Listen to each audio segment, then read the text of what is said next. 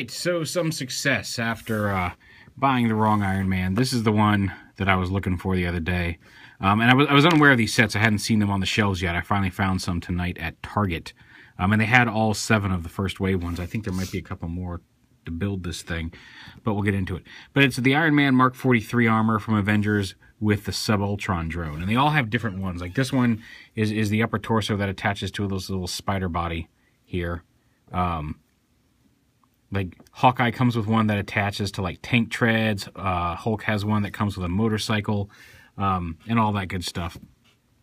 That and I think it's this same Hulk that comes in that set.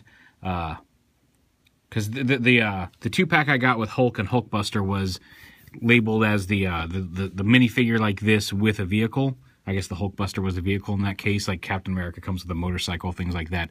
These are also at the $5.99 price point for the 2-pack, and it's Iron Man, Captain America, Hawkeye, Thor, Hulk, Nick Fury, and who did I forget? And War Machine.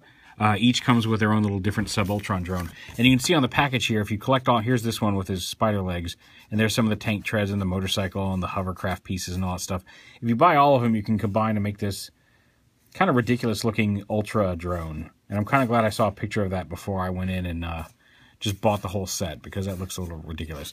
But you got the Mark 43 Iron Man. Like I said, this guy has a little bit of posability in his arms, but they do pop right off, and that may be for something that he gets used for in the Ultimate drone. It may just be how he's built. I don't know. But he's got posability there in his arms, and he can twist at his spider legs, which are kind of a soft, rubbery, translucent plastic. Iron Man is much more solid. This is the one that fits in the Hulkbuster. We'll show it off in a minute. He's got some posability. He's actually got the same points of articulation that the bigger one does. And you can see now... hold on, stand up. The size difference between these figures. So yeah, maybe it was a little ridiculous of me to think this. Like I said, it looked like if you did it just right, if that was hollow enough, he'd have just enough space to fit inside that Hulkbuster. But it is this one you want. And this one actually also, when compared with the smaller Hulk, is a little bit more in proportion.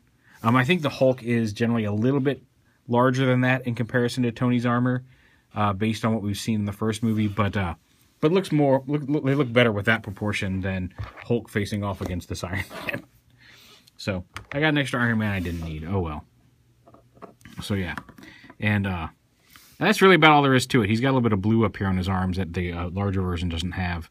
Also, they posed him in like, for a figure that's supposed to fit inside another figure, they've got this arm in kind of a bent pose, and he's even his body you can kind of see is off center. He's in kind of a twisty, about to fight stance, which is a dynamic stance for standing alone, but it makes getting him into the armor a little bit more difficult. But of course, since that's the whole thing, like this is really what the end goal was here anyway. You just open up this hatch, and you do have to kind of squeeze him in. He's like I said, he's not the rubbery plastic of the Ultron drone. He's got a little give to him. You know, he's still pretty solid, but he does have a little bit of give to him. So basically, what you do is you just take him, and you have to kind of squeeze his legs down into here to slide into the leg slots. The legs themselves are hollow, and you push him down, and then you've got to squeeze his arms in a little bit against his side and push this arm down to fit in that gap. And then you can push him down in there and close up the Hulkbuster. And now you're ready for a battle. But you already saw the battle, so I'm not going to reenact it here. But yeah, finally I got the Iron Man that goes inside the Iron Man.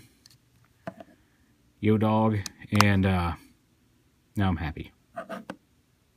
Hooray! Everybody wins.